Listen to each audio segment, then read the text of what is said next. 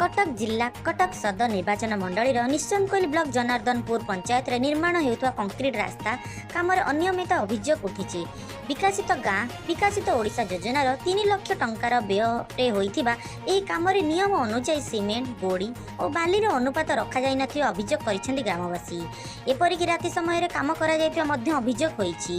ग्रामवासी अभियोग पर सहकारी निर्माण जंत्री स्थल प्रदर्शन करथिले हेले सेतेबेलकु ग्राम प्राय शेष होई जाइथिला।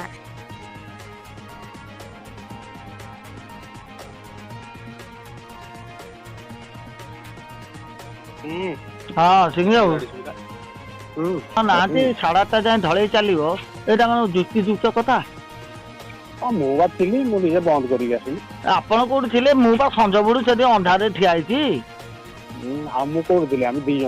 जमा आप मिछ कहतुनि आम अंधारे ठिया पूरा वीडियो कॉलिंग कर सब रेडी कर रखिकी बही